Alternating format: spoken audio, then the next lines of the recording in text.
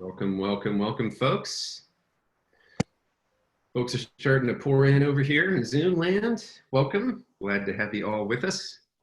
And we're going to get started in just a couple minutes and just going to let people find their way in. In the meantime, please open up the chat and Zach's going to give you instructions on how to use it. The main thing to know about the chat is change it from all panelists to all panelists and attendees so everybody can see where you're coming in from. And let us know where you're joining from. That would be terrific. All right, we're about to go live on Facebook.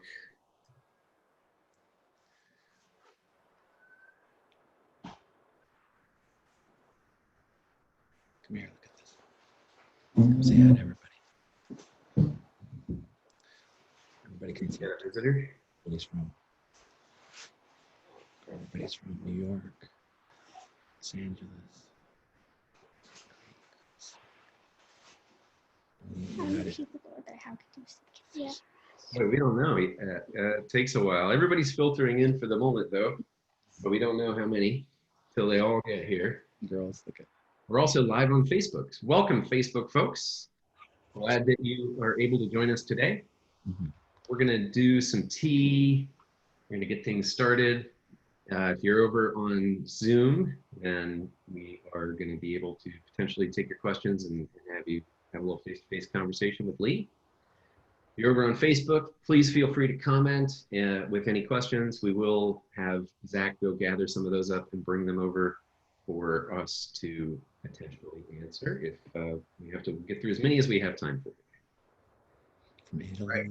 People coming in from all over. We have Milan, Italy, Montpellier, Vermont, Vancouver. Hi, Joyce.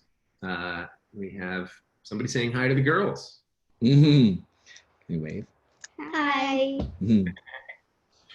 All right, we got 2 of the 3 here today, and we got hi from Melbourne, hi from Argentina, Jersey Shore, New Zealand, Netherlands, Houston, Texas, London, UK, and now we have Lee's mom. You know, it's a good tea session when the girls are here and the grandma's here. Yeah, full family tea. All right, just a little bit of housekeeping. So those of you who are on Zoom, please continue to jump in and let us know where you're coming in from. And please make sure to change the drop down from all panelists to make sure it says all panelists and attendees. And that way you all can chat amongst yourselves.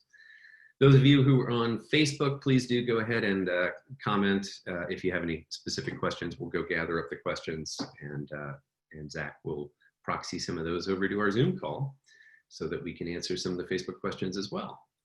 And we're gonna do Q&A after a little bit of getting our tea going, getting a little bit of an opening chat and ceremony with Lee. And then we will do live raise your hand and come on screen Q&A towards the end.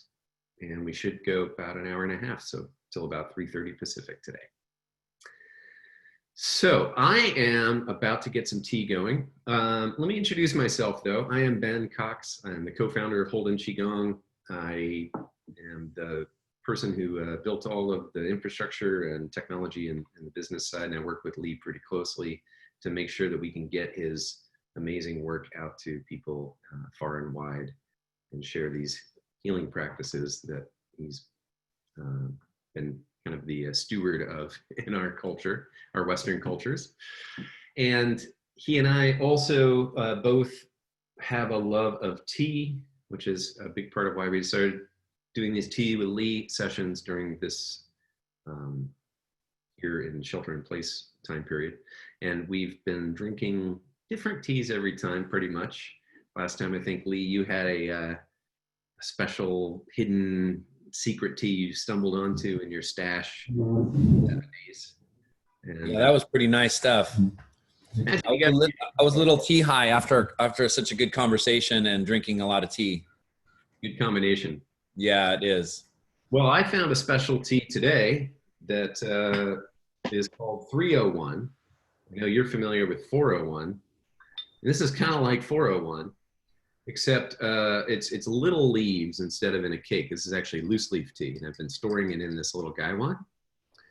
And once upon a time, these came in 7 gram, little tiny 7 gram packets. And they were quite expensive. And so I bought a few and I opened them up and I put them in this gaiwan to continue aging and to harmonize together and to just kind of like increase in deliciousness and quality, which they've done. And it's been probably a year since I had any of this tea. So it's fun to bring out some old hits and some old favorites. And That's a special day. yeah, it's a very special day. Yeah, wonderful. What are you drinking today? I'm drinking my tried and true Trinity. It has that both calming and energizing quality that I like for the middle of the afternoon. So, and I love the flavor. I love the flavor. I love the feeling.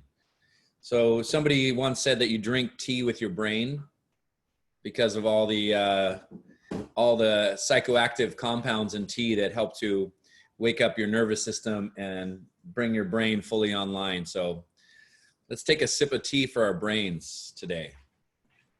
I love that. I think it's absolutely right. One of the things I love the most about tea is the way that it brings energy without bringing overwhelming energy, without bringing jitters, without bringing. Certain teas will occasionally get me a little coffee high, but most of them have so much relaxing in them to balance out the stimulating that you end up with a really nice blend of really alert with your brain, but relaxed instead of on edge or adrenalized. Yeah. Yeah, I had a nice black Assam tea yesterday, but it definitely had a much bigger kick to it than Pu'er. I just discovered something new. I think it's been recently discovered or recently recognized, and it's a cousin of the tea plant. So the tea plant is Camellia sinensis, and this cousin is Camellia crassicolumna. Oh. And it grows in Yunnan, and they're wild trees, and it has very little caffeine, but you can steep it kind of like a gong fu style, and they've begun to make pu'er with it, raw pu'er. So it's not aged yet, it's not dark, it's light, it's got that kind of raw shang pu'er experience, but without all the overwhelming energy. And it's actually somewhat relaxing. I just got some a couple of days ago, and I've been drinking it in the evenings. And so I have a black tea that's actually somewhat relaxing. Oh, I'll have to try that. That sounds good. It's pretty cool. It's Camellia crassicolumna. And the only place I know to get it, the only place I've ever seen it was at Verdant Tea. Verdant Tea is the place that I've recommended before for getting Dragon Balls. In fact, that's what I was doing. I was shopping for some spring green because it's a great time of year to be drinking green tea. And for me, that's usually a morning thing. And found this was like, I was like, oh, we'll try that. So I bought a couple of small cakes, and they weren't too expensive for those of us who are used to spending money on tea. And they've been great evening teas. So I'll share some with you, Lee, next time I see you. Okay. That sounds great. Green tea, or is that too energy for you? What's that? Green tea? Yeah. Oh, I really like green tea. Yeah, no, I like green tea a lot. I've been, you know what I've been doing kind of as a treat is an oat milk matcha. So I get the matcha, which is a Japanese version of green tea where the tips are ground up and it's very healthy and full of antioxidants. And then I have that bamboo whisk. I whisk it, and then I put a little steamed oat milk in it. It's quite delicious. That sounds delicious. Yeah, I'm just geeking out on teas lately. Yeah. Well, it's fun. There's so many different kinds. Yeah. I also love to do herbal teas. And yeah. particularly Chinese tonic herbal teas. Oh, nice. Yeah. Goji berries and chrysanthemum. Since I spend a lot of time on the computer, goji berry and chrysanthemum is really good for the eyes. It's really kind of refreshing the eyes. And so I've really enjoyed that. And so I'll use that as a base, but then I'll put all sorts of weird stuff in there. Schisandra berries. Oh, yeah. See, now you're talking Chinese herbs, but herbal medicine is something that you can integrate every day. Like you're saying, you can do it with teas. You could put it in soups. You know, in China, they make kanjis. They'll put different herbal blends like goji or the dates or schisandra into like a rice porridge. And And then you got, you know, a meal plus an herbal concoction. I love a good kanji. And Yeah. there was a place over on 41st that sold an amazing kanji and was like this little dim sum place. Worst hole in the wall with the best food. And unfortunately, Oh, really? a year ago or so. Now it's a sushi place. But man, I'll tell you, it's hard to come by somebody who'll make a kanji in this town. Yeah. Well, Wow. I think I'm watching all the other things people are saying. Somebody's drinking reishi mushroom. Speaking of Chinese tonic herbalism, that's great, Sandy. Good on you. Got some detox tea. Somebody with a lot of greens: dandelion, milk thistle, nettle leaf. That's Sharon. Love oat milk matcha, Emmanuel. Of course, you're always ahead of the curve on the tea stuff with us. And it's just fun to see. So if anybody else is drinking tea with us, please let us know. Throw it in the chat. We'd love to see what you're drinking. And Lee, do you have, I've really enjoyed our little moments of getting the tea ceremony going and kind of connecting with the tea. I've got mine poured now, my first cup. I got my tiny little 1911 rice glazed cup with tiny little amount of tea in it, and I'm ready to roll. So Oh, good. I got a really nice cup here too, and it's an interesting cup that I was walking with my kids, you know, just along the beach, and there was a little yard sale, and these cups just jumped out at me. And the woman said that they were her grandmother's cups, that she got them from China, and they weren't for sale. And her grandmother specifically said, only give these to somebody who deserves these teacups. And so I started talking about tea and stuff like that. And she said, well, it sounds like you're the right person for these. And I said, well, how much? She had a set of 6. She's like, 50 cents each. Wow. And I was like, done. Ooh, that's a good deal. That was a good deal. And I love these cups because they're a little bit bigger. So, you know, when I come sit down, you don't have to, you know, constantly be doing it. It's like a nice solo. Yep. It fits about a small pot of tea. So it's nice. Beautiful. And my kids were here drinking tea as well. And so is my mom. So we're all sitting at the table drinking pu'er. Fantastic. Yeah. With the Holden household. Should we do our little ritual and start things off? I'm ready. Let's do it. Let's do it. I mean, I think right now at this particular time in the world, there's a lot of people very stressed out, not only coronavirus, but things happening in the news, you know, and I think what we can do is just send some positive energy and blessings to those in need, those that are struggling, those that have, are facing a lot of stress, both environmental, personal, societal, and we can just put our positive energy into those circumstances. So let's everybody take their tea and bring it by their heart. You're gonna put it right by your heart, and then we're just gonna make a little circle, take a nice deep breath, and just send your positive, heartfelt energy, your loving kindness to those who need it. And that is, being in service oftentimes isn't always about action. It could just be about intention and connection and bringing our awareness into a space where we feel empathy for other people. And funny enough, when you start to feel and put positive energy out into the world, it elevates your heart center, and it is one of the keys to happiness. And this is wisdom from the Dalai Lama. The key to happiness is to be in service. So let's sip and drink and cheers to that.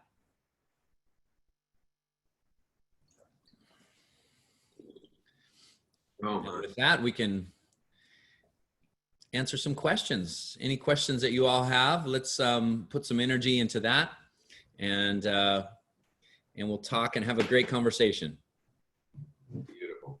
Mm-hmm. Well, I gotta say, this tea is fantastic. I had forgotten how good it is. It's been such a long time since I drank it. It's a blend, like 401. You remember 401, right, Lee? Oh yeah, I love the 401. is a nice tea. I have less than a teaspoon left. 401. It's gone. What was amazing about it is it was a blend of 2 loose leaf Shang raw pu'ers and 2 ripened pu'ers from the 90s, and that blend, but they harmonize, and so they it's just such a good tea. 401 is a very intense tea. This one is also a blend of two Shangs and two Shou pu'ers, but it's not overwhelmingly intense. It doesn't have that intense flavor like 401. It's got a very smooth, supple, moistening flavor. It's not astringent. And it's got that dark Shang flavor, which I love, but it's also got this sort of like smoothing out of the Shou pu'er. So anyway, I'm sitting here amazed at this tea, and I wish I had more. Yeah, absolutely. Hey, people are stoked to see your family. Some people saying hello. Oh, wonderful. So we have a Q&A button down at the bottom, and we're going to take a bunch of those, get through as many as we can. So if you want to ask a question, please jump in there and ask it there. Then a little later, we'll go through the questions that are coming in from Facebook with Zach's help, who will be collecting them in the meantime on the Facebook comments on Facebook Live. And then we'll go through and have folks raise their hand later and go through and call on as many of them as we have time for at that point, and bring them on live to have a little face-to-face with you. So if you're ready to ask a question, please go ahead and drop it in the Q&A. And Lee, let's go ahead and get started. Okay. All right. Do you want to go ahead and tackle them directly? I could find a few for you. Okay, got it. I see the Q&A right here. Got it. Hello from Morocco. My question is, what is the difference between activating Qi and cultivating Qi? Nice question. And Morocco, we were talking about doing a Qi retreat in Morocco, and I think that that would be real fun to do at some point. But so what is the difference between activating Qi and cultivating Qi? Well, cultivating Qi is an overarching kind of maybe an umbrella term for lots of different things that would be cultivation. So cultivating, maybe you think of it as like gardening. Gardening, you're going to cultivate whatever fruits and vegetables and flowers that you want to cultivate through a variety of techniques, composting and soil and sunlight and water. So cultivating would be all the different things. Now, activation would be a particular part of cultivating energy. So you're going to activate energy as a way to cultivate Qi, but that's not the only way. So that's like the right soil. Activating Qi might be like, oh, the right soil, but now we also need sunlight, the right seeds and things like that. So there's a lot of components that go into cultivation. Activating specifically is something that's going to stimulate your energy. So I often use the term activating for things like knocking on the body, bioenergetic exercises like shaking the body. Anything that is going to shake is going to activate your Qi. So knocking and Qi massage and things like knocking on the door of life, shaking might be all considered activations in the overall cultivation of Qi. All right, let's see. Regina, I am taking the workshop next Sunday. Very excited. Is there anything we can get to say we attended? Oh, can we get something that says we attended the workshop? I'd like to share this with my personal clients. I'm sure we could do something like that. And, you know, I'll turn that over to maybe Zach, and you guys can have a conversation where we can figure out exactly what you like. But Regina's talking about the microcosmic orbit workshop that's coming up. Yeah, I'll jump in and say that we just don't have the band. I mean, we're already kind of overwhelmed right now on the customer service side. So we really don't have the bandwidth to kind of create certificates of completion for all of our individual programs for all the people who might want them. We certainly do for the bigger teacher trainings and so forth for now. And for now, that's really kind of what we have the capacity to do. So possibly in the future, but certainly the workshop itself will live in your media library. I suppose you could take a photo as evidence, but yeah, I understand it'd be nice to be able to have, I think of it like, it'd be nice to be able to have some form of like merit badges, you know, like Girl Scout merit badges for the things that people have done and studied and learned from with Lee. And we've talked a little bit about doing that, but we would also want to have some way to test their knowledge. So that's why it's so far, it's only for the teacher training. Yeah, that's great. I think that would be really fun to have some kind of badges. Maybe it's, you know, a series of 12 teacups that say the workshop on it or something fun. Yeah, I like it. Yeah, but I think you're right, Ben. You just, you know, take a photo, tell people that you just took a workshop, you know, talk about, you know, what's exciting to you about the practice, you know, even share some knowledge that you learn, and in sharing, it's one of the best ways to learn it even better. So yeah, just enjoy and be creative. Mira's asking if I would consider offering a Tai Chi Qigong workshop, similar to the Tai Chi sets you've done in the past classes. She's practiced Tai Chi for several years, a long time ago, and never felt the energy flow as I do now when we practice the Tai Chi Qigong sets in class. Yeah, I think with the foundation of Qigong and energy principles, when you dive into Tai Chi, it becomes much more potent and powerful and alive and energetic. So personally, I like that a lot, and that's how I teach it, with the idea that you're jumping right into the Qigong principles so that you start to feel flow state and Qi and energy right away, because Tai Chi sometimes takes a long time to learn, and you memorize the sets and am I doing it right? And you might learn some application. But for me, I use it as a Tai Chi Qigong, which means that you're learning Tai Chi movements really with energetic principles. And yes, I would love to do a live Tai Chi week workshop when we can all get together. We will put that on the calendar, because that's going to be really fun to do. So thanks for that.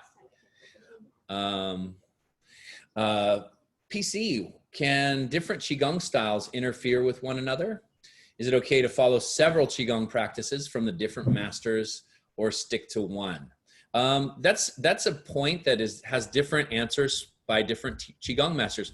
Me personally, I like context. I feel like it is totally fine to study different styles and learn and cross-train your Qi practices, and really learn about yourself by learning Qigong practices. So in my style of teaching, it's integrative. You're going to see practices from different masters that I've studied with, and we put it into an intention. What's the intention of my practice today? Is it to clear stress? Is it to energize? Is it for focus? Is it to get rid of this neck pain? Is it to quiet my mind?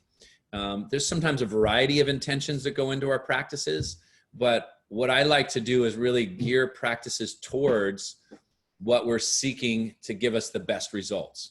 And so I've kind of picked different things that really resonate with me, with my classes over the years, and then I put them into an intention-based class, like Qigong for upper back and neck pain, or Qigong for stress, or Qigong for sleep, and we gear the practice towards that intention. And historically, that's how masters have created routines.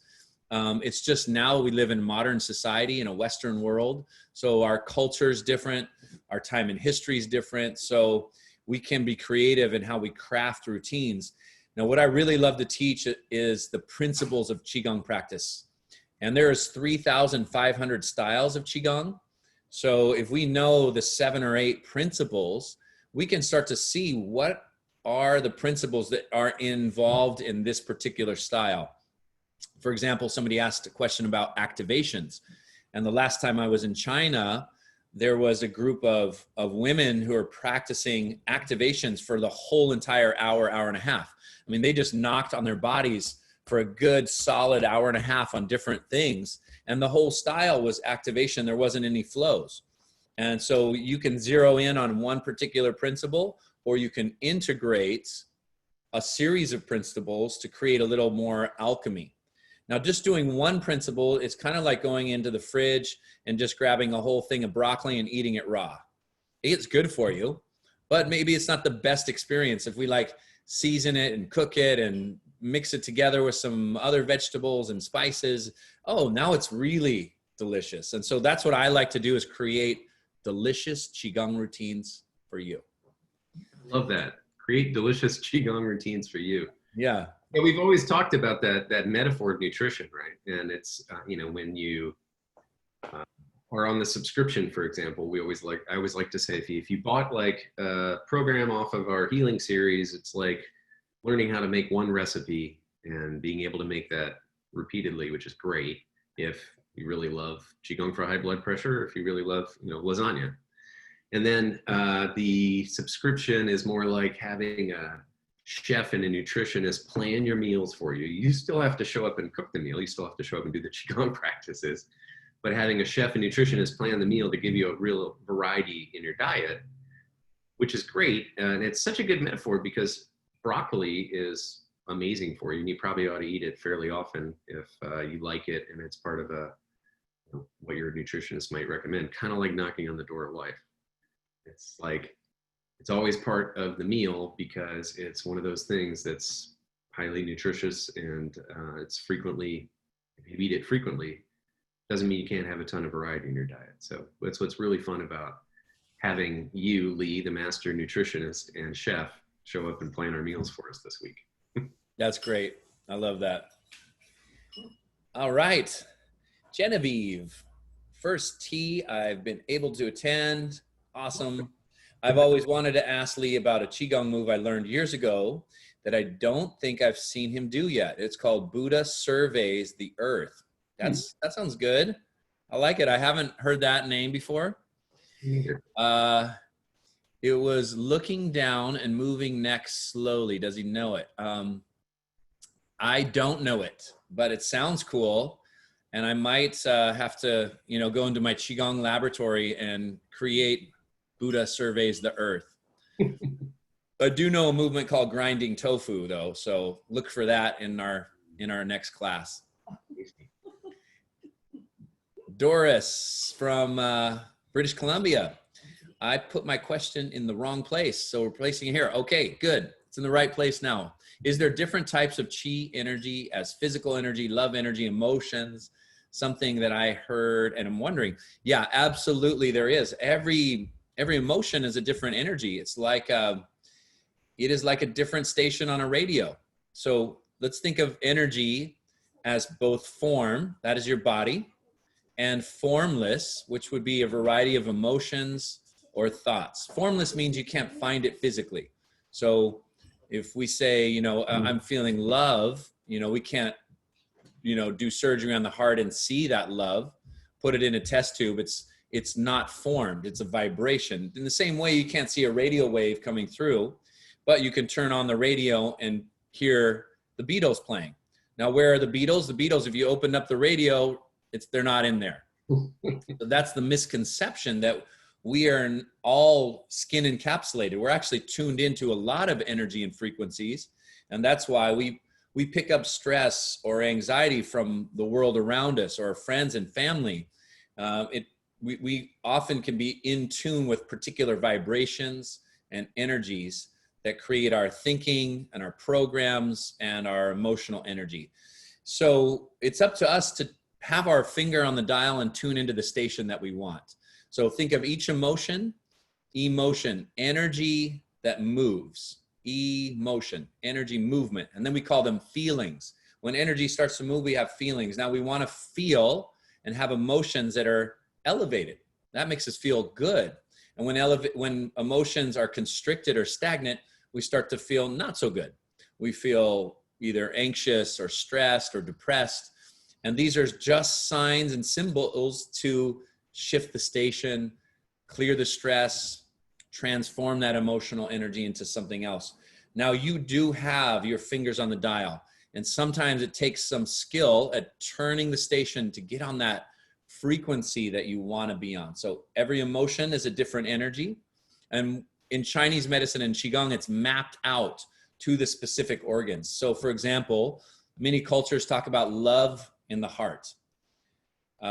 We don't say, I love you with all my liver, but you can try that with your partner. Say, honey, I love you with all my liver. And that's some deep love right there. It just goes right through the heart into your liver.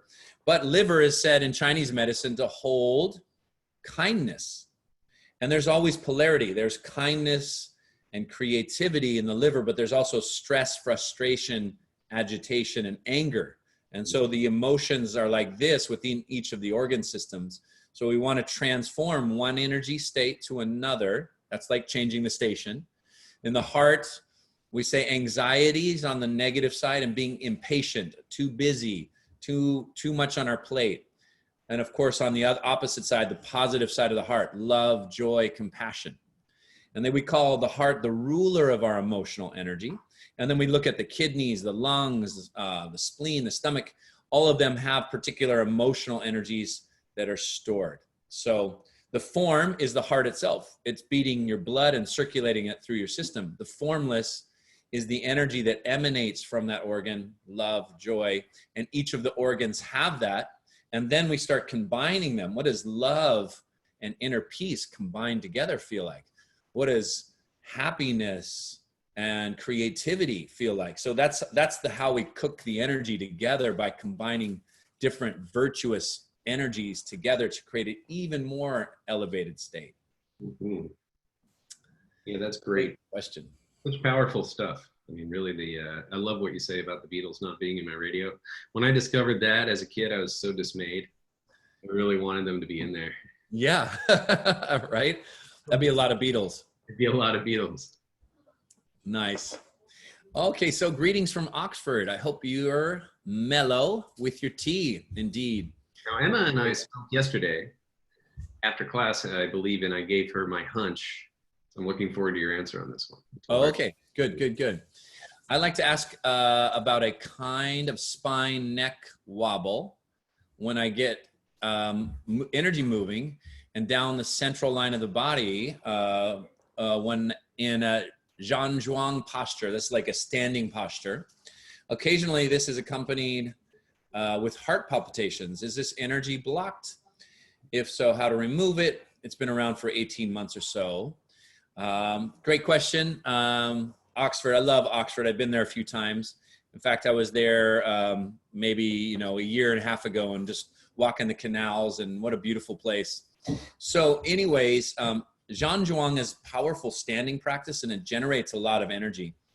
Kind of like the iron shirt practice that we did recently and had that training on. So as you increase energy in your body, it can start to move your body. And there's sometimes areas in the body that have a hard time digesting or assimilating high levels of energy. And it can sometimes show up as yin and yang being out of balance. So what it sounds like to me is your yang is increasing, but there's not enough space for that yang energy to move through you comfortably. So we need to add another practice. So it's not that you have to stop that practice, just add a practice that's more cooling, relaxing, so that your yin starts to come up too. And then you have the container, your body, your container is open and more expanded, so you can now hold more charge. It's like upgrading your electrical system. So instead of you just running 110 volts, now you can run 220. So we have more capacity for high levels of energy. So what I would recommend, healing sounds, do those every evening, and more flows. Just any exercise that's going to be flowing, especially, let's say, I would say the heart exercises. The program that we did, Qigong for anxiety, actually is a heart routine, and it's really good for palpitations. Actually, I forgot, we just did a Qigong for a healthy heart. So on our website, we have Qigong for a healthy heart that I filmed in Croatia. It just came out, and that is wonderful for palpitations as well as excess heat. So that I would say healing sounds and Qigong for a healthy heart, integrate that into your other practice. Well, that was exactly the opposite of what I told her.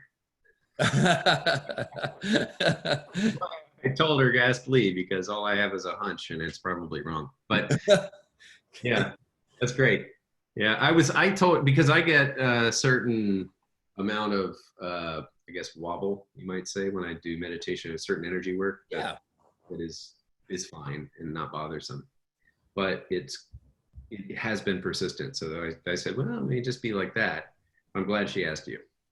Great. Yeah, and the movement and the wobbling is fine. It's showing it. That's why I know that some extra energy is coming, because it's starting to move your body.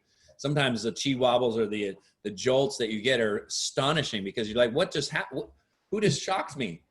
Yeah. I didn't put my finger in a light socket, and all of a sudden you get this jolt that comes through your body. It's incredible. But so that is yang energy. Now, if your wobble is more like seaweed in the ocean, that's a little more yin. So you can have a yin wobble or a yang wobble. And it's sometimes important to distinguish whether there's excess in one or the other. The yin wobbles are really quite relaxing, and there's usually not too much to worry about. It's when the yang energy kicks in that it's quite electrical. So we want to calm that down and cool it off. But for me, I like that there's a lot of energy movement with that practice that she's talking about. I just want to also balance it, and that would be the way to do it. Great. Thanks. Let me answer Anna's question. I'm wondering if the upcoming Microcosmic Orbit workshop will be accessible to view in the same way as the live classes are currently offered within the video class subscription. I always bypass Zoom and watch from my TV, which is a great size-wise. Ben, you want to answer that? Sure. Yeah, absolutely. 100%. So what we do when the doing live workshops and live classes on Zoom is a new thing ever since we started our shelter in place here in Santa Cruz. Prior to that, we would stream live to a page on our website, much like what you're experiencing inside the subscription when you go to the page and watch from there. And hopefully without a couple of you had this week getting the audio to work there. So we've nailed down our processes and procedures, and that was kind of the first hiccup we've had since we invented all this tech to make this work a couple of months ago. So I'm not expecting that one to come back. What you're suggesting though about watching it from your TV, that's the thing I love to let people know, is that it's pretty easy now with a laptop or a tablet to stream video to your TV using any of a number of things like an Apple TV or a Google Chromecast or an Amazon Fire Stick, things like this that are fairly inexpensive for the most part and plug into your TV, and then you can send the video over and watch it there. So the fact that you figured out how to do that for the live classes is wonderful. And then certainly it's a great way to view our beautiful outdoor nature routines as well. So good on you. And yes, we will support that model for the live workshops. And of course, once we post the replay, they're downloadable, unlike the subscription classes, which come and go. And so you could download that and put it on a whatever device you're using to run your media through your TV. So simple answer. Yeah, nice. I see some questions just about some logistics, Ben, at the top. I'm going to skip to the more Qigong questions and let you guys answer some of those. Brenda has a question. In yesterday's class, we did a push hands to the right and turn head left. That is called Dragon Stretches Its Tail, and it's really about clearing stagnation in your upper back and neck. And that's a nice one. Very fun exercise. Did you also swimming dragon? We did also swimming dragon. Yesterday? Yeah, the swimming dragon is like this, and it's done. We did it in a wide stance. That's right. We did both. We did it in a wide stance, and dragon Qigong style characteristic is often a push-pull. So your hands are going this way, your head's going this way. And the weight will shift one way and the head turns in the opposite, or hands push, head turns. And that way, because you're turning and extending, you get the elongation and length in those muscle lines and in the meridians. Merlinda's is up at the top, and I've wondered this, and I think she posted last time too, and we didn't get to it. She says, Earth is connected to Indian summer. Now that's the fifth season that in the 5 elements theory exists as, and it's known as Indian summer. In North America, we usually think of this time as being between late summer and early fall. But I've heard it explained in Chinese medicine terms as 7 to 10 days between each season, or quote unquote all seasons. Please. Yeah, that's good. The earth element is somewhat mysterious because it is not a fixed answer. So often the Indian summer is thought of as kind of September, right? This is like the earth element time when it's fall. Yeah. Just put it on there and push the button. I got my kids getting us some more hot water. Oh, good. Yeah. So that season of when it's not summer, but it's still hot and warm out and it hasn't quite turned to fall. that is often considered Indian summer, and it moves. It's not fixed. It's kind of when the weather's a particular way. And sometimes when it's like November and turning winter and things are getting cold, but all of a sudden there's a week of really nice warm weather, that would also be kind of, the Indian summer, the earth element come back. Or it's spring and it's kind of maybe early spring, cold and rainy, and all of a sudden it gets hot again. Or between spring and summer, there might be a transition time, and it just is like, it's not quite spring and it's not quite summer. This is what they're talking about. So it can be 7 to 10 days. It might be a day or two. Depends on where you live. Here in California, we get a lot of what is called Indian summer kind of weather, and that is related to the earth element. True. So this thing about the 7 to 10 days between seasons, is that not a thing? It's kind of like ish. Depending on where you live, depending on your microclimates, things like that. So some places won't have Indian summers at all. They're just like, it is summer, it's hot, it's humid, and then bam, it's winter. Yep. Yeah. Okay, interesting. So yeah. Yeah, I've always kind of wondered that. Yeah, it's Chinese medicine. There's not a lot of definitives, because obviously, when we're looking at a person, it's not always the same. When we're looking at a place, different places have different energies. And so, and certain places in the world have a lot more of this Indian summer. So I think they wanted to speak to that. And Chinese medicine, the beautiful thing is it's always about the individual. And that's like your own personal weather. Are you too hot? Are you too cold? Does your pain feel better with hot heat or cold? And this is indicating of what kind of climate you have within yourself. And that's part of the medicine. We want to look at your energetic climate. If you're too hot, we want to cool you down. If you're erratic, we want to balance things out and get you grounded. If you're too cold, we want to warm you up. So that is the beauty of the medicine. And Chinese medicine looks at the body like a gardener looks at a garden. What kind of food are you eating? Is it exacerbating the heat? Is it not? Is your food being medicine? Or what your body in the particular environment? So for example, if somebody runs really hot and we stick them in a really hot climate, they're gonna not do so well. So if somebody runs really cold and they're living, in Alaska or somewhere where it's cold frequently, they're not gonna do so well. So we gotta balance their inner temperature with the outer temperature. And that's why our seasonal practices, like when it's summer, we want to cool you down and keep your heart energy circulating. And so we look at seasonal practices as a way to help maintain your equilibrium within your environment. One of the questions that I see has just popped up from Crystal is asking if she just signed up for the teacher certification class and completed lesson 1, but lesson 2 is locked for another 4 days. She's very ambitious. She's got through lesson 1 in 3 days flat, and that's awesome.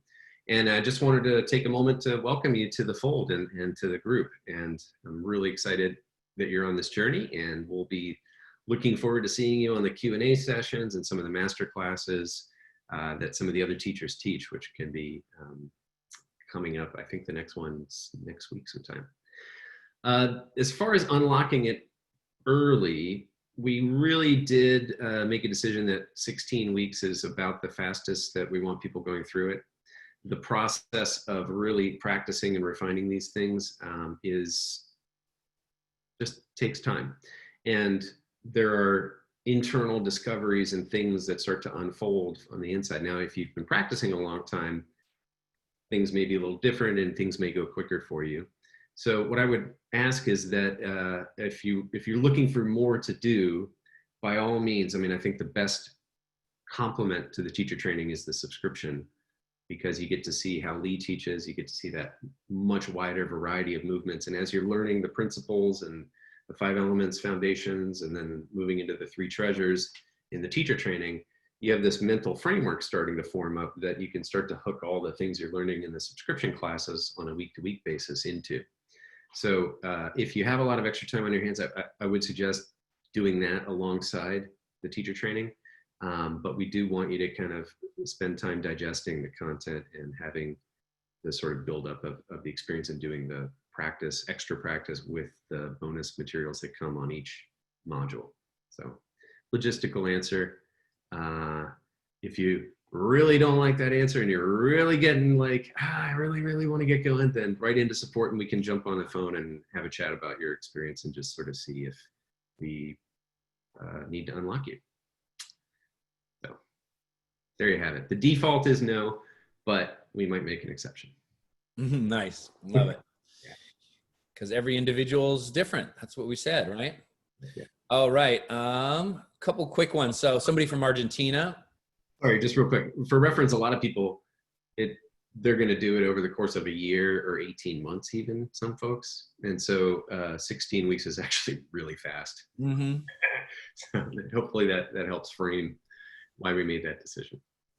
Yeah, that's good. Let's talk to Argentina. Okay. Thanks, Ben. Native Spanish speaker, wondering if the healing sound should change or the universal. So healing sounds are universal. They're ways in which, because the sound isn't as important as the vibration that's in your body. So we are all in bodies, no matter what language we're speaking. So these are sort of the language of your internal organs to clear and rebalance. It's like the instrument of the heart. Let's say it was a guitar. We're tuning up the instrument and making sure that it's in tune rather than discordant with these sounds. And we go through all the sounds. So do the sounds, universally, and they should help tune up your internal organs. Lori, what is a good resource material for the secondary organs that are connected to the main organs in Chinese medicine? So Lori's talking about, let's say the heart is yin, but the small intestine is the yang to the heart's yin.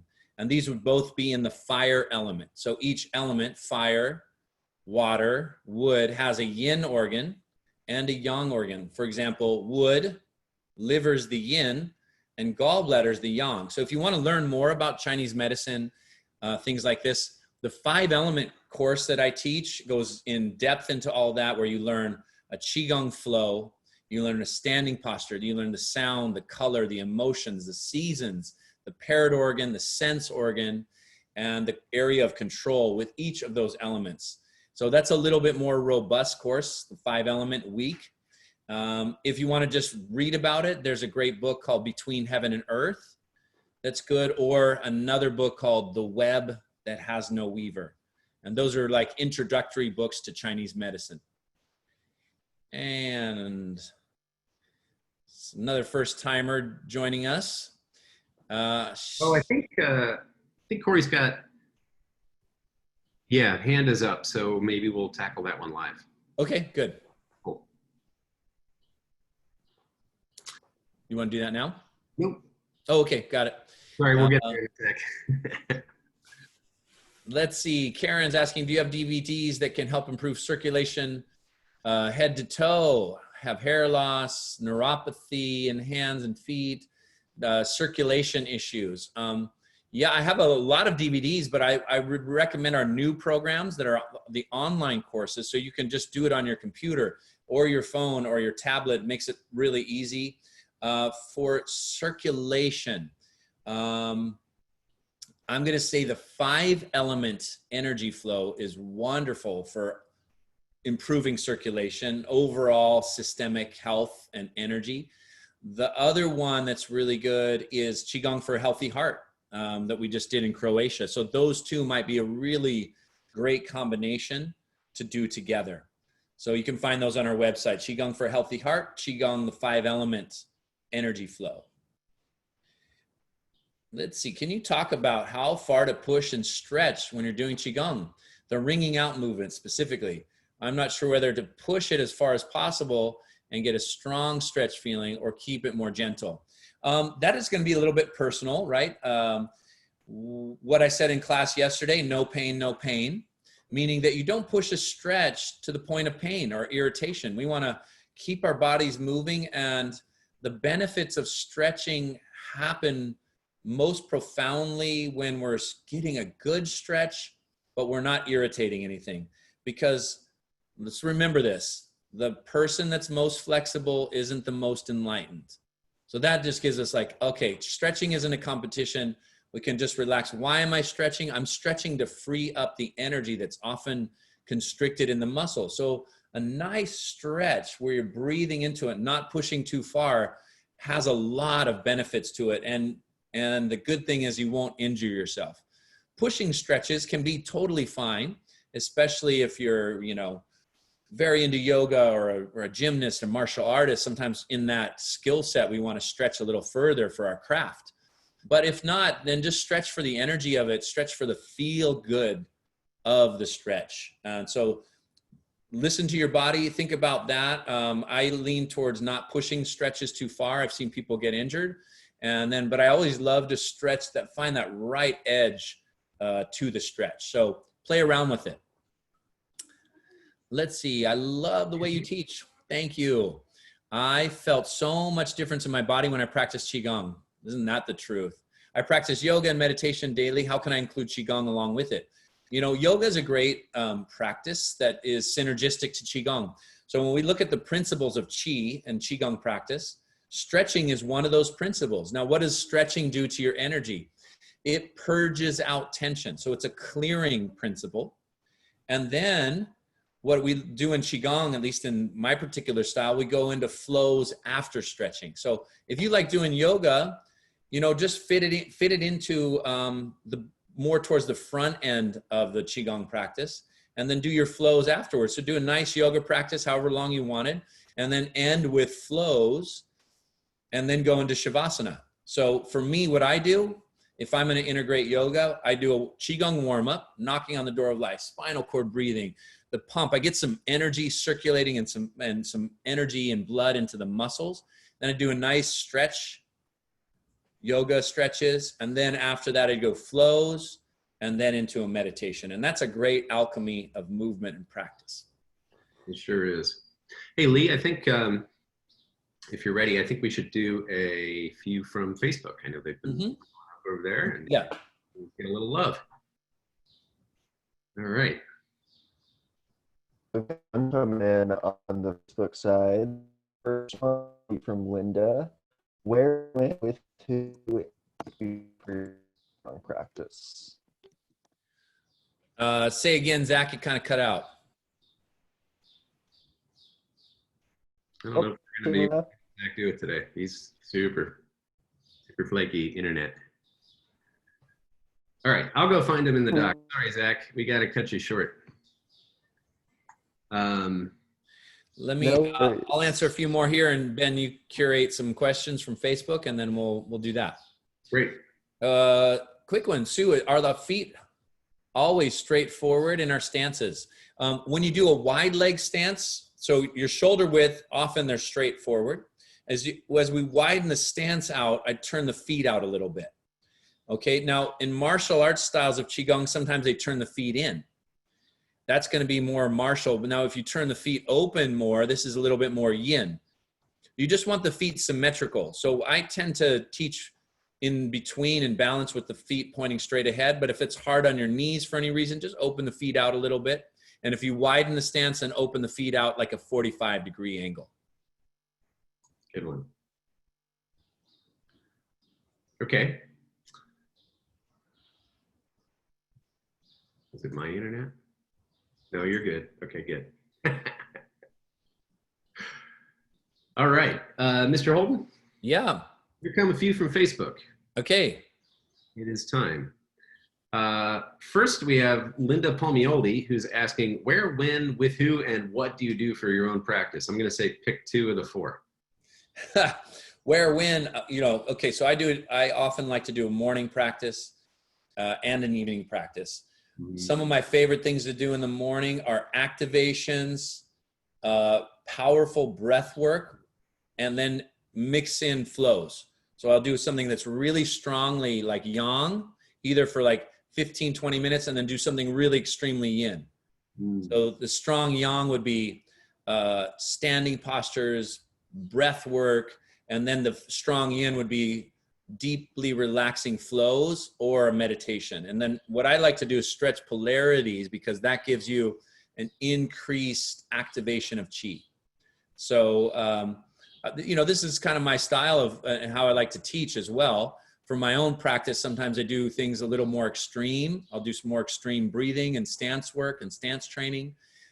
Things that I would teach in our Taoist alchemy week-long retreats, I often am practicing that as my personal practice. Great. Good answer. Nancy is asking, I yawn a lot when I do a Qigong routine. Why? Why am I yawning? That's great. Montauk Chi would be proud. Yeah, he would. He's one of my teachers, you know, from way back. I took my first Qigong training with him in 1988 in Berkeley, California. And one of the astonishing things about his teaching is that he teaches and then he yawns repeatedly or belches. So he's sort of the champion belcher of the Qigong world. So what's happening here? So when you're yawning, when we yawn, you naturally, you yawn when you're getting tired, but you also yawn when you're waking up. And so you're waking up energy in your body. This like yawning can happen for people, and it's kind of, it can be detoxification. It can be energy waking up. So it's a good thing. And it's deeply healing and deeply relaxing. So just go with it. Let it happen. The energy clears, and your body's doing what it needs to rebalance. So it is a very healing response physiologically. Sure is. Yeah. Champion belcher. That's great. All right. Question for Lee from Renya. I took Qigong classes also in a couple other traditions, and they gave significant time and attention to sealing Qi at the end of the class. You don't seem to do it as much. I think maybe you use bamboo in the wind for that. Could you share your thinking on that? Yeah, correct. You know, this is a particular cultivation in Qigong practice. It's called storing. And so you bring the energy back to your lower abdomen. So for me, storing energy sometimes is challenging for people. And your body naturally, it's like when you eat a meal, I don't have to tell you how to digest your food. You eat. There's some things that I could recommend, you know, chew slower, eat more nutritious food, don't overeat. And that is kind of what our class is doing. We're giving you nutritious, energetic exercises that aren't too imbalanced. It's not too extreme. They're you know, it's well cooked together, well put together. So at the end of a meal, I'm not having to say, hey, rub your stomach, take a walk. You know, it's just like, I just feel good. And then we just anchor that at the end and bring it here. You know, your body doesn't, you don't have to tell your body how to digest food. It just does it automatically.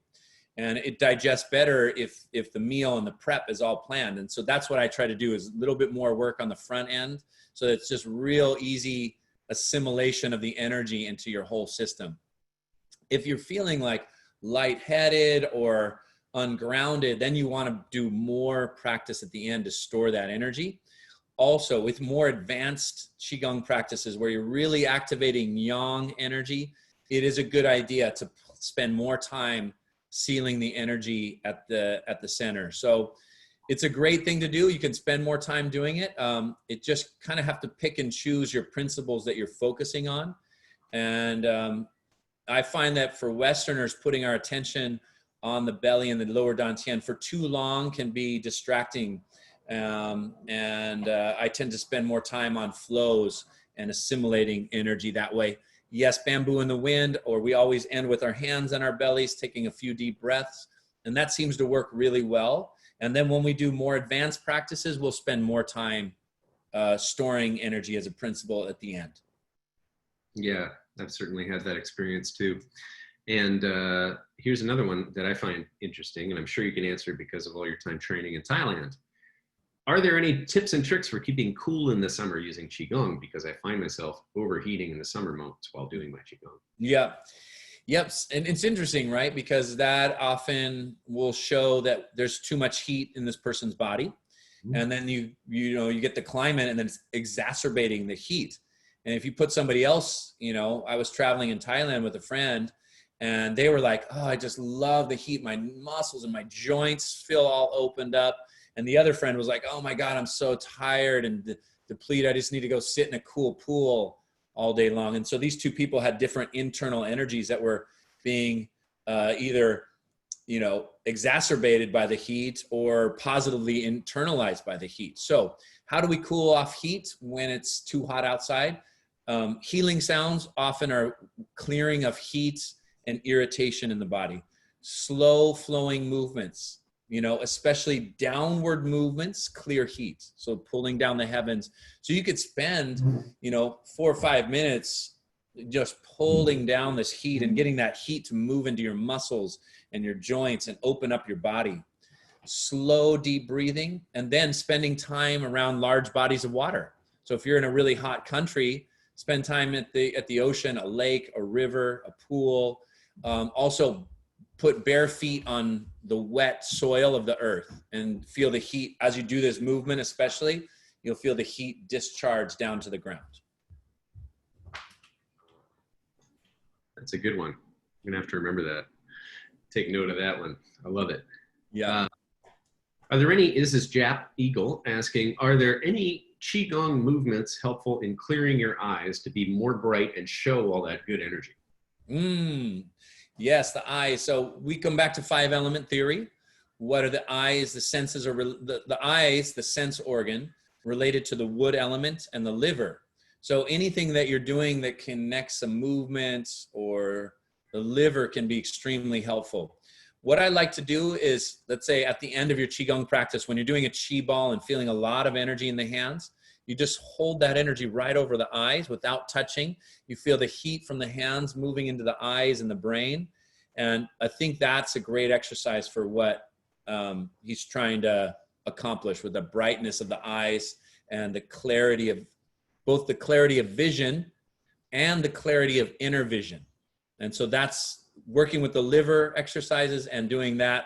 Any Qigong where it energizes your hands is hold them over the eyes to brighten the eyes and clarify your imagination. I like that one a lot. Like I said, I use goji berries and chrysanthemums sometimes when I've been spending a lot of time on the computer since I started sheltering in place. And well, my whole career in tech before that. But now I find that by doing things like what Lee just described alongside some of the herbal stuff, I really get kind of my eyes rejuvenated. And if I don't do them, I notice the difference. So a couple of those practices that you give me. Goji berries are great. Goji and chrysanthemum are great herbs for eye issues. And you can find them in tinctures and things like that. And that's a great suggestion. I like it too, Ben, just to get the whole herb and just put it in hot water and then just sip on it.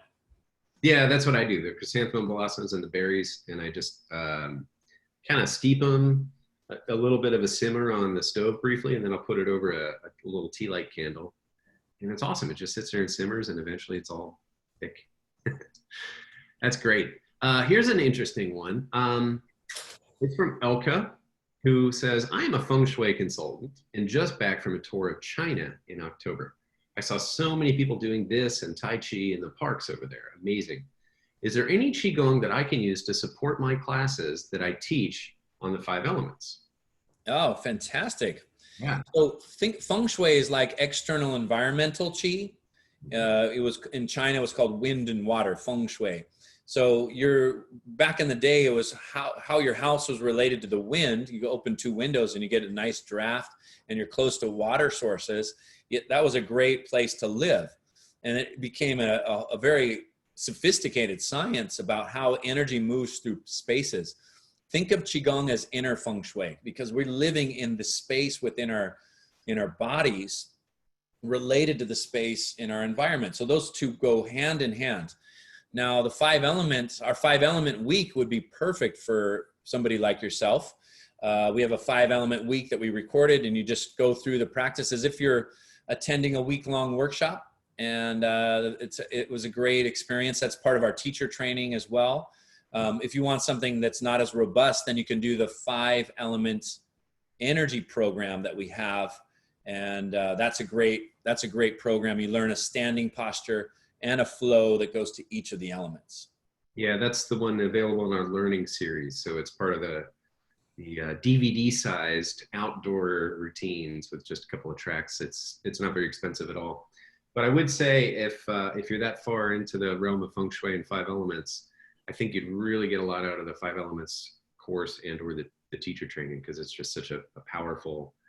I recently went to a program that Ron Teagarden, the tonic herbalist, put on about the 5 elements, and I you know, had the basis for understanding it all very quickly because I had done the 5 elements training with Lee. So finding ways to learn different aspects of it and cross-reference them all really, really builds up a deep understanding. So going into the full long, you know, 35-hour curriculum, if you're interested, would be pretty amazing for sure. All right, I have one more for you for now, and then we'll go to some live questions. It is, do you, and I know you do, this is Anne, and she says, my husband and I just started the 30-day challenge, 7 minutes a day together, and are loving it. Any suggestions on teeth grinding? Oh, teeth grinding at night. Oh, that's, people do that, right? So it's like your body is trying to discharge the stress of the day or internalize stress from our past. And these muscles, pound for pound, are the strongest in the body. So we do have a couple of exercises. You're going to want to clear tension from your upper back and neck or from the head. So those would be great. These pressure points right here. So if you put your hand here and you squeeze your teeth together, the muscle will bulge out. And that pressure point, stomach 7, is a really good pressure point to massage before going to sleep. Now, if you press in and circle, we can all try this. These points get often very tender. Press in and circle. And if it's tender, that's the area you want to massage and work out the tension before going to bed. And that just tends to relax the whole jaw. So you massage it. Then in the morning, you just tap on it. And if it's the afternoon, do both. But the tapping seems to bring some energy to the brain. So you don't want to wake yourself up before going to sleep. So you just tap these points here and it clears jaw tension. Yeah. That feels better already. Yeah, that's been good for me. You know, when I'm doing too much computer time and staying up late. Oh, yeah. Yeah. And then also, if you wanted a program to follow, 2 of them, upper back and neck, and Qigong for headaches, because there's a lot of exercises that we'll do in the headaches that will help the jaw. Great. Okay. Well, it's time to invite some people up and see what kind of questions they have. And one, we're going to start out with an old favorite, Elvira. Elvira has been with us for a very long time, and she'll be popping back on in just a second, and we'll be able to get her. Howdy, Elvira.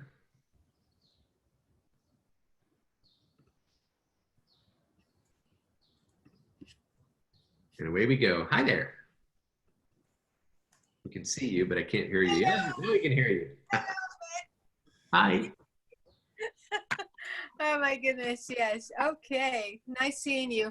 Yes, my question for Lee is with regards to the loss of a loved one, of a friend. And, you know, I'm concentrating on the positive images and the nice memories. But at the same time, I feel some energy in the body, which I'm trying, you know. Lee was talking about tuning, you know, on the radio, the right station to elevate my energy. So wanted to make sure that I review some of the movements, like cleaning and clearing, and at the same time, perhaps healing sounds for the heart. And also, I was thinking about doing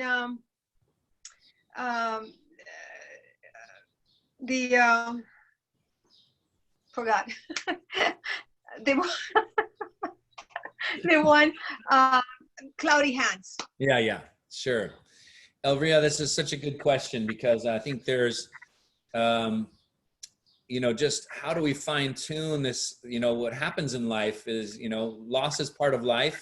You know, when we study energy, everything is always changing. Things are impermanent, that especially this physical forms change and shift, and we get attached to, you know, ourselves in a particular way and our relationships in a particular way. And then it's impermanent, it's elusive. So it is a sad thing. And when we lose a loved one, or, you know, circumstance changes, it's very sad. And I think it's important to feel that.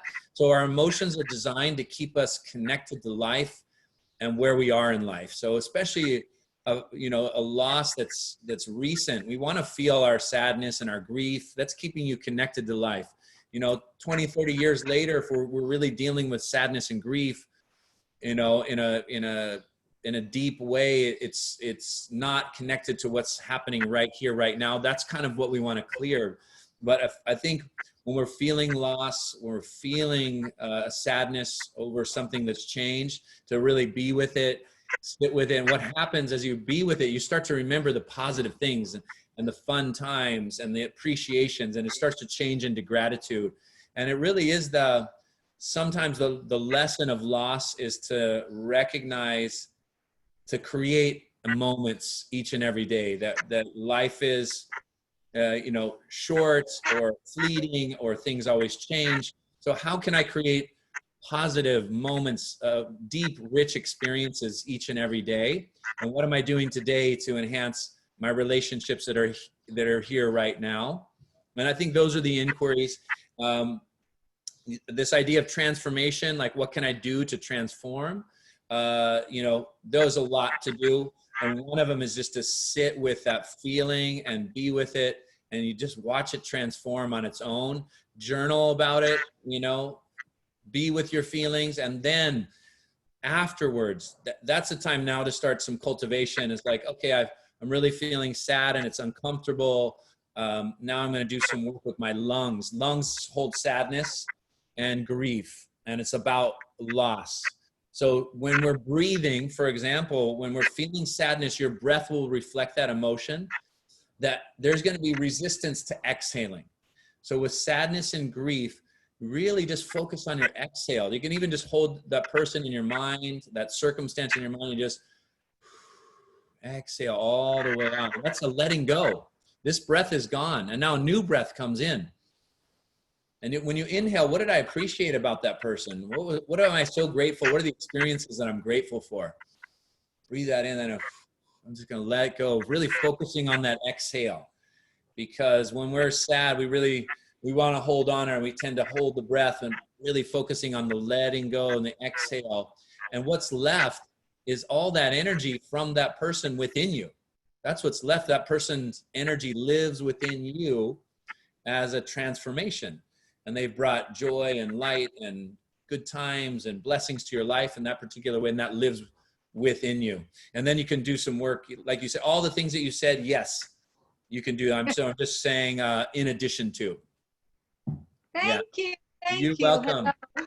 Nice seeing you, and hello to your mom and your girls. Oh, thank you so much. Be well. Thank you. Thank you, Ben. Pleasure. Great to see you, and condolences on your loss. Thank you. Yes, I understand. Thank you. See you again soon. Elvira has one of those smiles that just lights up the whole room. Oh, coming from my teacher, that's the best. Thank you, Lee. Thank You're welcome. Yeah, you can tell that she's been practicing and doing Qigong for a while. She's got that light. Yeah. Next up, we have Corey. Corey is going to come back in, and this is the one that we almost answered and decided to do live. So, Corey, we can, let's see. There we go. And you might need to unmute yourself. I think it's asked. There you go. Hi. Hi, thank you so much. Nice to meet you, Lee. Lovely family. Thank you. Actually, I love the Qigong and I love all the flows that I've been learning from you. But I have kind of two questions. My first one is, I'm so energized after practice that it takes me hours to fall asleep at night. Ah, okay. Yeah. Yeah. Great. You know, it's great to be so energized, right? But we want to be energized during the day. So maybe practice a little bit earlier in the day, one thing. And then have a practice at night that cools you down and calms you. So a practice that has more stretches, you know, clearing the neck stretches, maybe like an upper back and neck kind of routine. And then I know I say this all the time, but healing sounds are one of the best practices for going to sleep. And they can really just take the energy and drop it down and give us a nice yin state of mind and body that we sleep really well. So healing sounds practice. I don't know if you know that yet. If you don't, we have that practice carved out on the website. It's a really wonderful practice. And it's The healing sounds I recommend often because it's designed to create harmony and balance within you. When everything's harmonized within us, our internal healing power naturally kicks in. So healing sounds was one of the recommendations always for better sleep. And so that, and then if you want just something real simple, you pull down the heavens before going to sleep. Just get the heat out of the head and the energy pulled down into the body. Kind of a nice slow movement. 1 or 2 minutes of this before going to sleep, hands over your belly, some deep breathing, and then see if that works. Awesome, I'll try that. I also had a question about kind of tinnitus ringing in my head, which started when I was doing a meditation, like a powerful meditation. And I understand from reading through books that Mantak Chia wrote that this could be Qi or Kundalini that's been activated and maybe stuck or something. I was wondering if you could recommend to solve, resolve, move it. Yeah, is it constant? Constant. Okay. But it does seem to come in different areas of my head at different times. Oh, interesting. Yeah. So yeah, tinnitus or tinnitus, as it's called, can be, from, listening to loud music or being around construction or energetic movement in the body. That's usually quite a strong energy that it wakes up in the body. And you mentioned kind of this Kundalini energy that starts to move. So that's another sign when energy is too strong in the head that we want to pull it down. So two things, lack of or hard time falling asleep, or that ringing in the ears. You have a lot of energy and it's a lot of energy rising up and then circulating here. So let's do this. And I would say do this for about 5 minutes twice a day, just real slow breathing. And you could add a sound that clears heat out of the head. It's one of the healing sound. It's H-E-E. So you would, and that is a great sound for sleeping and bringing energy down. Fantastic. Thank you so much. Thank you. Yeah. The microcosmic orbit. Oh yeah, great. Perfect. Awesome. Thank you. The other thing I'll say is just the Qigong for Better Sleep workshop, which is on the website. It's available. You may have to click through to the second page of previous workshops to get to it. But it's a little known fact that we're announcing here for the first time that we have filmed and will soon release an additional track in that workshop in your media library, if you own it, that is just the routine with very little talking. So it's a great one to do in the evening as you're kind of like working your way toward bed. And in the workshop itself, Lee goes into all the principles and he explains what's going on, and it's really helpful. And that's why we do the workshops, is because he can give a deep dive into the principles. But that particular routine, people have requested a version that's sort of a little more of a lullaby. So we have one now that's going to be added to the Better Sleep workshop that's already available on the site as a bonus. Fantastic. Yeah, hope that helped. Yeah, great. Thank you so much. Okay, we have time for one more live question, and then we'll do a little closing ceremony of some sort and move on to the rest of our day, as Lee likes to say at the end of a practice. So Kathy, you are up. And Kathy, you'll be popped in just a moment here. And then we'll get all the magic powers going so we can see and hear Kathy.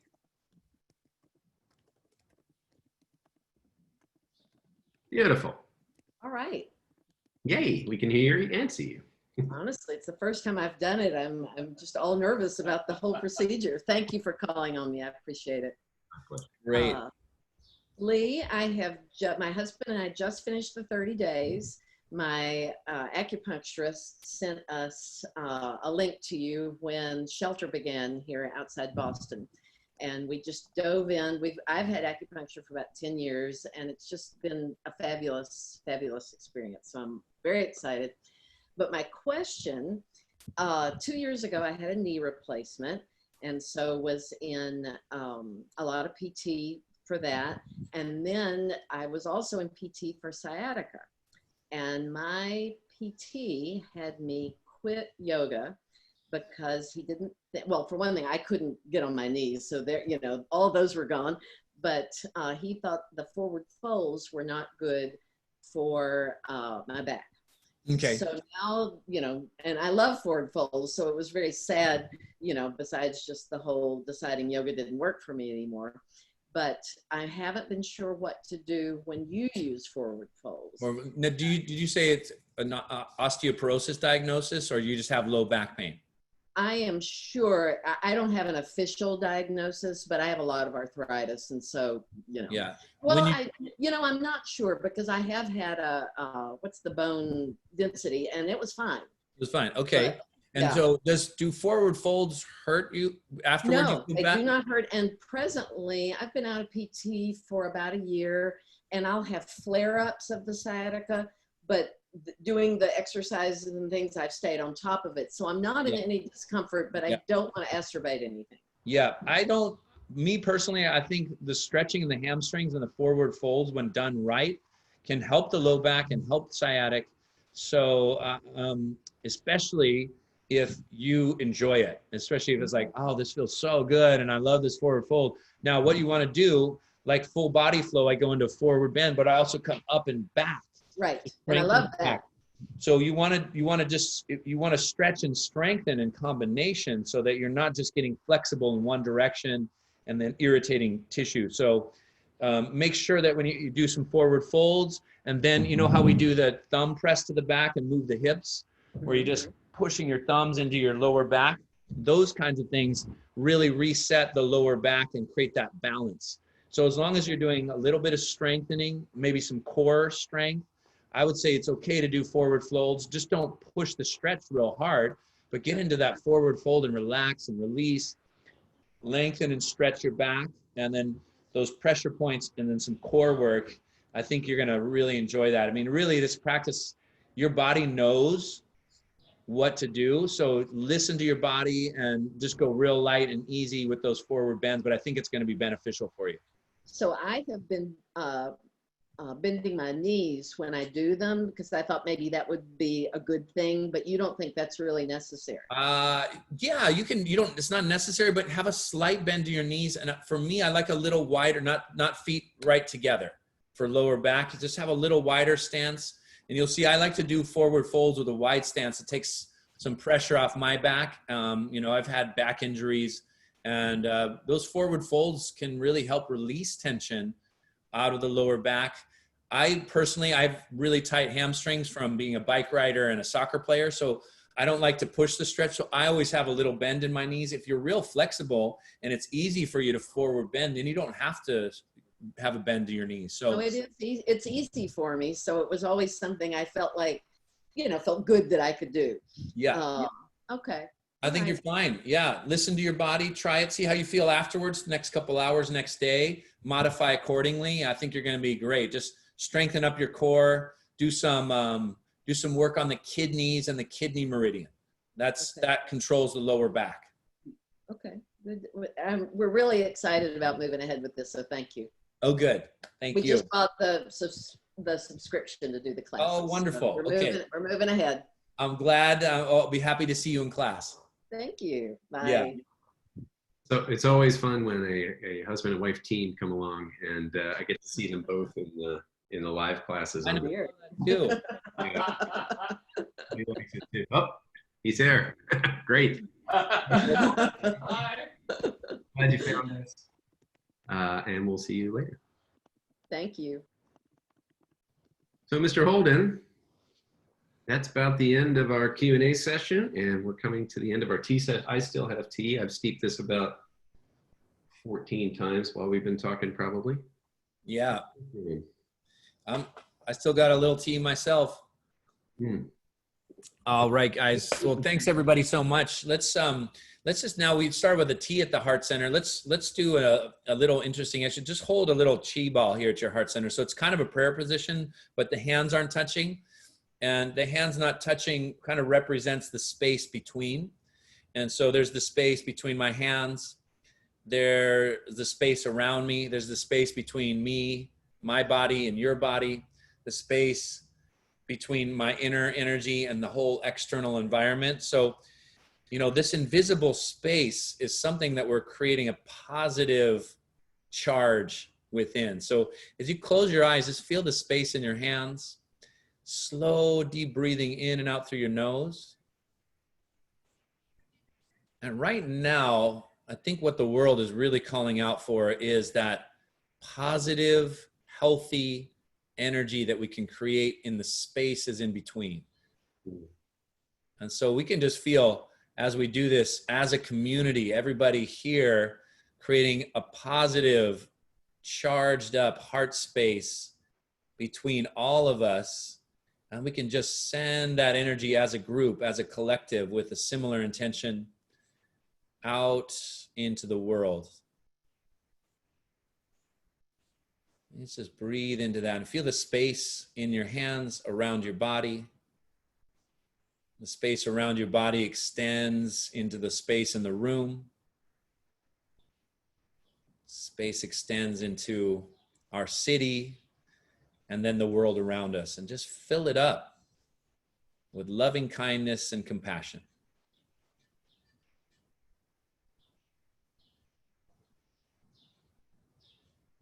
And then slowly bring the hands together and just seal that energy, that wonderful energy that we all created together with our conversation, our questions, and our intentions.